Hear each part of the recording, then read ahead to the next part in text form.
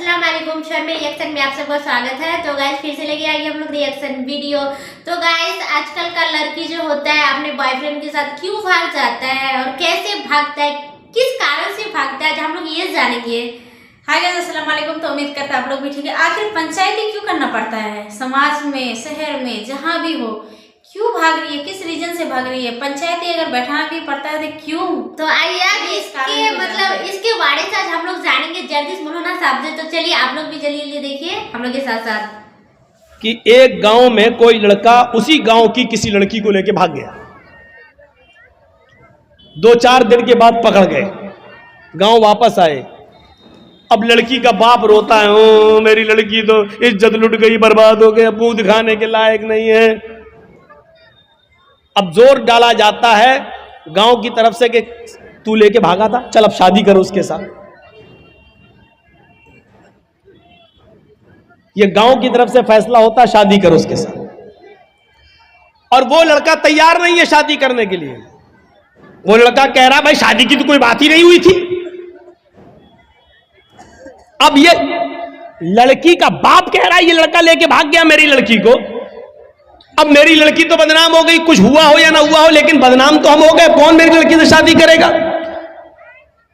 लड़के का बाप ये कह रहा भाई दोनों बातें करते थे, मोबाइल पे लगे रहते थे रात रात भर, हम क्या करें?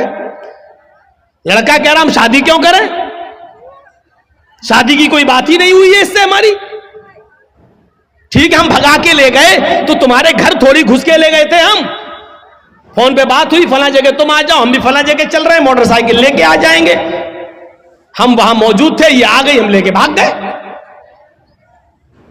अब गांव में जो सरपंच होते, मुखिया लोग, सुनो, अगर यहां पर भी ऐसा होता है तो सुन ले, इस गांव का मुखिया और सरदार, कयामत के दिन तुम्हें भी गवाही देना पड़ेगी और अल्लाह के सामने तुम्हें भी जवाब देना पड़ेगा।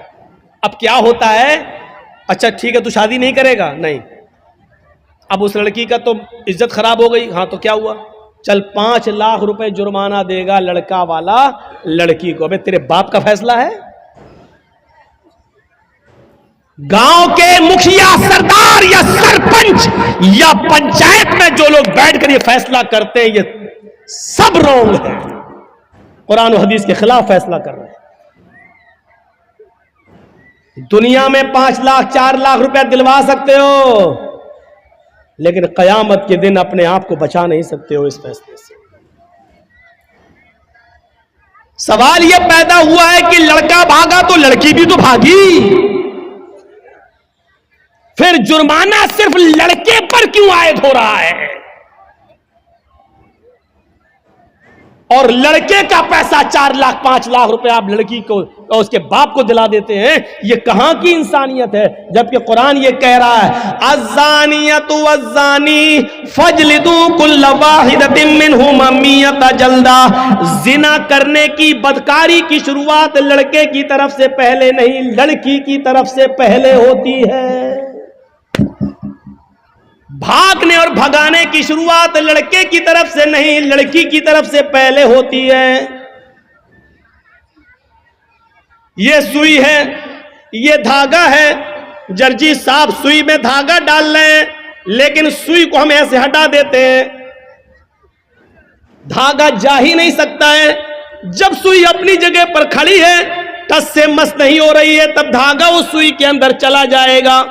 ये साफ सरी दलील है, अगर लड़की अपने आप को बचाए तो लड़का कभी उसके साथ जिना कर ही नहीं सकता। मौलवी जर्जीज की बात इंडियन कानून के खिलाफ है, लेकिन कुरान और हदीस की रोशनी में है। जिना की शुरुआत अगर लड़की भागने के लिए तैयारी ना हो तो लड़का भगा ही नहीं सकता है, लड़की भागती नहीं। सवाल है साहब, मेरा लड़का, तुम्हारा लड़का मेरी लड़की भगा के ले गया, तू तो 18 साल तक पालता रहा, फिर तू अपनी अलमारी भी नहीं बचा सका, वो पैसा भी लेके भाग गई और सोना भी लेके चली गई, जेवर भी लेके चली गई। जब तू अपनी लड़की पर इतना कंट्रोल नहीं कर सका तो जुर्माना लड़के वालों पर लगाते हैं, और ये फैसला पंचायत करती है, गांव की सरपंच करता है, मुखिया करता है, सरदार करता है, यह फैसला जो कुरान और हदीस के खिलाफ है। शादी हो सकती है या नहीं वो एक अलग मसला है, वो अलग जाने दीजिए। सवाल यह है क्या जुर्माना लड़के के ऊपर आयद होगा, जबकि भागने में दोनों ने बराबर बराबर की भागीदारी ली है। कोई लड़का जबरदस्ती घर में घुसकर लेकर तो नहीं गया था, आपकी लड़की भी घर से निकली, लड़का भी निकला, दोनों निकले, एक हफ्ता गायब रहे फिर आए, वो एक अलग मसला है। लिहाजा जुर्माना आयद होना चाहिए तो दोनों पर होना चाहिए, कोड़े पड़ना चाहिए तो दोनों पे पड़ना चाहिए, संसार होना चाहिए तो दोनों को होना चाहिए, अगर सजा मिलनी चाहिए तो दोनों को बराबर बराबर मिलनी चाहिए। आप यहां लड़के पर 5 लाख 2 लाख 3 लाख का जुर्माना लगाकर आप सजा नहीं दे रहे हैं, बल्कि लड़के से लड़की को अवार्ड दिलवा रहे हैं, इनाम दिलवा रहे हैं। अब गांव की और दूसरी लड़कियों को ये उत्साहन मिल रहा है कि हम भाग रहे हैं, अगर शादी होगी तब भी ठीक, और नहीं होगी तो 5 लाख रुपया में वैसे भी मिल जाएगा। इस 5 लाख रुपए में तो हम दूसरी शादी भी किसी और से अच्छी तरीके से कर सकते हैं। सुन लो, इस जुर्माने पर जिन लड़कियों के हौसले बढ़ते हैं उनका गुनाह भी इन पंचायतों के सर पर रखा जाएगा। वला यजरिमन्नकुम शनानु कौमिन अला अल्ला तादिलू, किसी कौम की दुश्मनी तुम्हें इस बात पर मजबूर न कर दे कि तुम अदल न करो, फैसला न करो, ऐसा नहीं होना चाहिए। ए दिलो हुआ करबुल तकवा, हर हाल में इंसाफ करना, हर हाल में सच्ची बात कहना, चाहे वो किसी के भी खिलाफ हो। हजरत अली रजी अल्लाह ताला अन्हु की एक जिरा क्या होती है आपको बताऊं, जिरा होती है, जंग में जब लड़ा जाता था तो एक लोहे की कमीज की तरह या कुर्ते की तरह एक वो होता था, वो अपने गले में डाल लिया जाता था ताकि दुश्मन का तीर सीने में न लगे, उस लोहे पर लग जाए।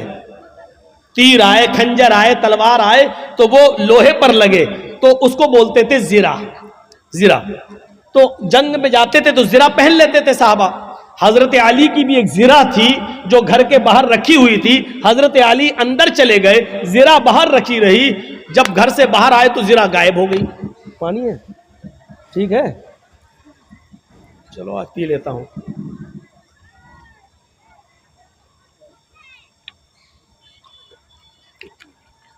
वो जिरा गायब हो जाती है। और सुनिए,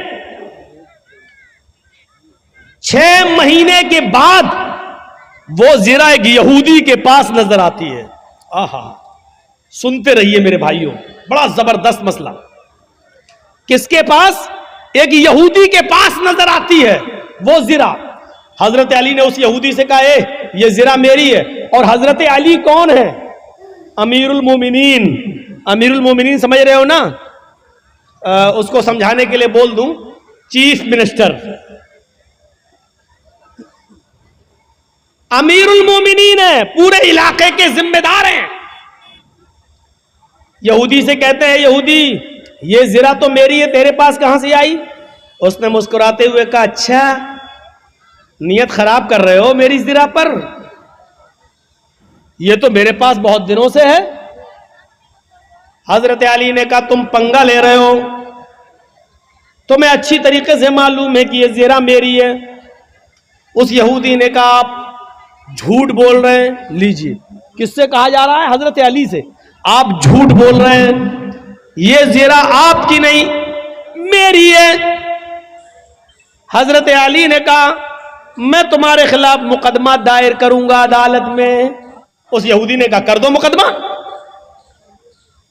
देखते हैं अदालत क्या फैसला करती है। हजरत अली ने मुकदमा दायर कर दिया। कहां? कोर्ट में, अदालत में। और जज कौन है? काजी शुरैह। और ये जज किसने बनाया? हजरत अली ने। जज किसका? अली ने बनाया। लेकिन जज बना जरूर रहे हजरत अली, लेकिन जज ने यह नहीं देखा कि मुझे जज बनाया किसने। जज का मतलब ये होता है कि मुझे अदल और इंसाफ को कायम रखना है। कुरान की इस आयत के पेश नजर के वला यजरिमन्नकुम शनानु कौमिन अला अल्ला तादिलु इदिलु हुवा अक़रबु लित्तक़वा।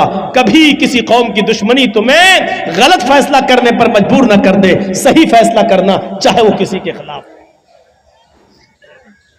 उस यहूदी के पास नोटिस पहुंचा कि तुम्हें भी आना है। हजरत अली और यहूदी दोनों एक ही दिन पहुंचते हैं काजी शुरैह की अदालत में। काजी शुरैह की अदालत में ये ऐसा जज नहीं था जो हमारा चौकीदार बना देता है, इसलिए बाबरी मस्जिद का फैसला उनके पक्ष में चला जाता है, क्योंकि हमने आपका नमक खाया है तो नमक हलाली तो करना ही है। ये सिस्टम नहीं था वहां। हजरत अली रजी अल्लाह तआला अन्हु भी कोर्ट में मौजूद है, एक कटघरे में खड़े हैं, यहूदी भी दूसरे कटघरे में खड़ा है। पूछा है अली, मुकदमा आपने दायर किया, बताओ क्या प्रॉब्लम है? कहा इस यहूदी के पास एक ज़िरा है, वो ज़िरा मेरी है, और यहूदी कहता है कि वो ज़िरा मेरी है, लिहाजा इस यहूदी से वो ज़िरा मुझे दिलवाई जाए। काजी साहब ने कहा है यहूदी, हजरत अली कह रहे हैं कि वो ज़िरा मेरी है, तुम इसके बारे में क्या कहना चाहते हो? उस यहूदी ने कहा हजरत अली झूठ बोल रहे हैं, ज़िरा मेरी है, इस वक्त मेरे पास है, मैं अदालत के बाहर रख कर आया हूं। काजी ने हजरत अली से कहा अली ये शख्स कह रहा वो ज़िरा मेरी है, तुम कह रहे हो वो मेरी है, अभी ज़िरा तो इस यहूदी के पास ही रहेगी क्योंकि उसका मालिक वो है, भी उसके पास है। लेकिन मुझे ये बताओ कि अगर वो ज़िरा तुम्हारी है तो तुम्हारे पास कोई गवाह है या नहीं? उस गवाह को बुलाओ, मैं उससे पूछूं उस ज़िरा में क्या क्या तुमने देखा है और किस बुनियाद पर कहते हो कि वो अली की ज़िरा है। हजरत अली ने कहा हाँ गवाह है। कहा कौन? कहा है। कहा उस गवाह को बुलाओ। जब गवाह को बुलाया गया तो वो गवाह हजरत अली के बेटे हजरत हसन थे। वो कटघरे में खड़े हुए और गवाही देने लगे, अय काजी साहब ये मेरे अब्बू की ज़िरा है और मैं ज़िरा को अच्छी तरह पहचानता हूं, मेरे बाप कभी झूठ नहीं बोले, लिहाजा ये ज़िरा मेरे अब्बू की है, मैं गवाही देता हूं इस ज़िरा को यहूदी से लेकर मेरे बाप को दिलवाया जाए। काजी साहब का फैसला सुनिए, काजी साहब का फैसला सुनिए। काजी साहब कहते हैं अमीरुल मोमिनीन से, आए अली जी आपकी गवाही आपके बेटे ने दी और शरीयत बाप के हक में बेटे की गवाही मोतबर नहीं मानती है। शरीयत कहती है, कुरान और हदीस कहती है बाप की गवाही अगर बेटा दे तो उस गवाही को नहीं माना जाएगा, क्योंकि बेटा अपने बाप के खिलाफ बोलता ही नहीं है, वो अपने बाप की हिमायती में बोलता है। लिहाजा कोई दूसरा गवाह लाओ, आपके बेटे की गवाही शरीयत के मुताबिक कबूल नहीं। हजरत अली ने कहा एक दूसरा गवाह भी है मेरे पास, अपने गुलाम को बुलाया। जब गुलाम कटघरे में आता है हजरत अली ने कहा ये मेरा गवाह है। गुलाम ने गवाही दी कि ये ज़िरा अली की है, हमारे आका की है। हजरत जज साहब ने पूछा काजी साहब ने कि तुम कौन हो? कहा मैं इनका गुलाम हूं। फरमाया कंबर नाम है मेरा, मैं इनका गुलाम हूं।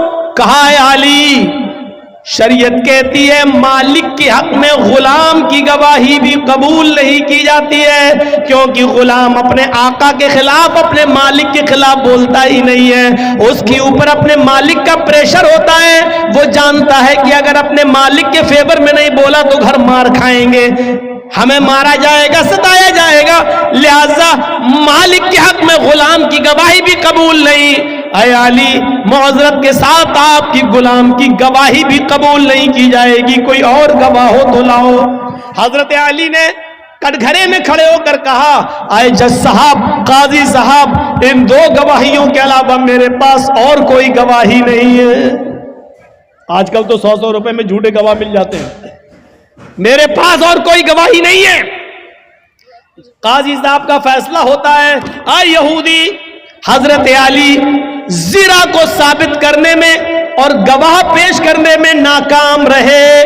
वो शरीयत के मुताबिक सच्चा गवाह पेश नहीं कर सके, और जो गवाह पेश किया वो शरीयत के दायरे में आता ही नहीं है, लिहाजा अली नाकाम रहे जिरा को अपना साबित करने में। वो जिरा के मालिक तुम हो और अदालत ये फैसला करती है कि वो जिरा के हकदार तुम ही रहोगे, वो जिरा तुम्हारी रहेगी, उस जिरा पर तुम्हारा हक है, तुम जा सकते हो और जिरा भी ले जा सकते हो। ये उस जज का फैसला है जो हजरत अली ने बनाया, ये उस काजी का फैसला जिसको हजरत अली ने बनाया।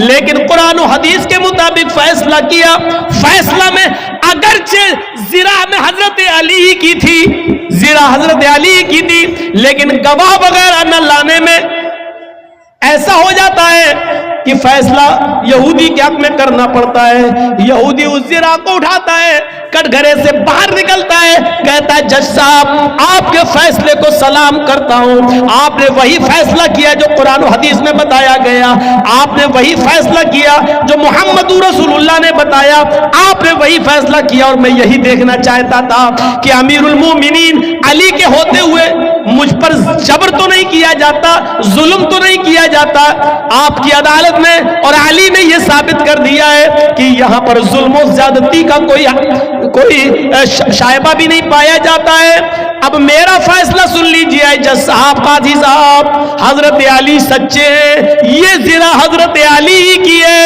ये दरवाजे के बाहर रखी हुई थी, कोई नहीं था, मैं इसको उठा लाया, 6 महीने तक मैंने इसको छिपाया, और एक दिन जानबूझकर 6 महीने के बाद मैं अली के सामने आ गया ताकि अली मेरी जिरा को देख ले, फिर देखे क्या रिएक्शन लेते हैं, फिर सारी प्रतिक्रिया अदालत के मुताबिक चलती है। और हमने देखा इस पूरे मामले में जुल्म और सितम नहीं होता है, लिहाजा ये जिरा अली की है, मैं अली को दे रहा हूं। और आज इस बात का इकरार भी करता हूं कि आपने कुरान और हदीस के मुताबिक सच्चा फैसला सुनाया। आज इस्लाम से मैं भी अपना रिश्ता जोड़ रहा हूं। अशहदु अल्ला इलाहा इल्लल्लाह व अशहदु अन्ना मुहम्मदन अब्दुहु व रसूलुहु, ये कलमा पढ़कर हजरत अली इस्लाम के सामने वो यहूदी इस्लाम ले आता है। तो गाइस यहाँ पे जो जर्दिस मौलाना साहब ने बोला है, लड़का लड़की तो दोनों भागता है, लेकिन लड़का के ऊपर जुर्माना क्यों माना जाता है, लड़की के ऊपर क्यों नहीं?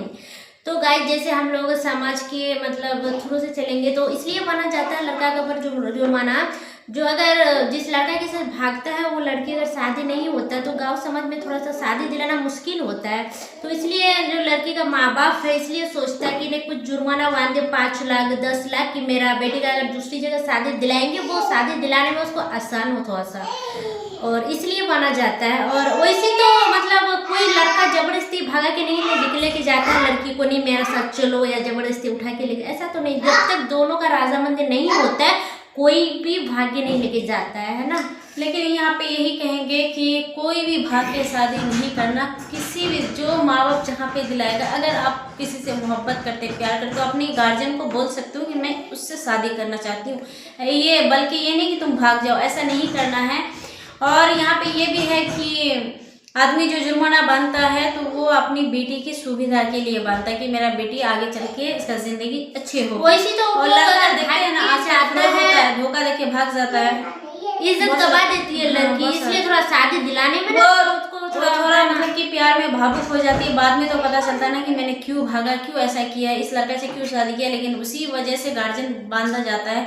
लेकिन मेरी कहने का मतलब है एक का गलती नहीं रहता है, इसमें दोनों का ही गलती रहता है। लड़की का जितना सपोर्ट है लड़का का भी उतना ही होनी चाहिए। लड़का को 2 कड़ी लगता है, 2 मतलब कि छड़ी मार लगता है तो लड़की को भी 2 छड़ी लगनी चाहिए, बराबरी हक है, हम यही कहेंगे। और तो मैं आजकल का लड़कियों को यही बोलना चाहूंगी कि भाग के कभी जिंदगी में शादी मत करो। मतलब करती हो मतलब मोहब्बत है, बेपनाह मोहब्बत है, अपने पेरेंट्स को बताओ कि नहीं ऐसा ऐसा बात है, मैं इससे शादी करना चाहती हूँ, मुझे पसंद है। दोनों का इज्जत बरकरार रहता है। लड़का अच्छा रहेगा, लॉयल रहेगा, ईमानदार रहेगा, अच्छा बिजनेसमैन है, नहीं मेरा बेटी को अच्छा से मतलब रखेगा, हाँ रख सकता है, तो क्यों नहीं दिलाएगा, आराम से दिला सकता है। तो इसलिए बोला तो गाय जो भाग्य कभी शादी मत करो, लड़का को भी लड़की को भी। अगर कोई चीज़ की कमी है बॉयफ्रेंड में तो उसको बोलो कि ये चीज़ सुधारो, हाँ फिर मेरा गार्जियन करेंगे। ऐसे ही तौर तरीका से किया जा सकता है। कोई भी भाग्य शादी मत करना। इस वीडियो में देखना क्या क्या हम लोग बोले हैं। और गाइस आप लोग को कैसा कैसा वीडियो पसंद है बोलिए। तो गाइस ठीक है, आज का वीडियो यही तक, अच्छा लगे तो सब्सक्राइब कर लीजिए, लाइक कर लीजिए, ज़्यादा से ज़्यादा शेयर कीजिए।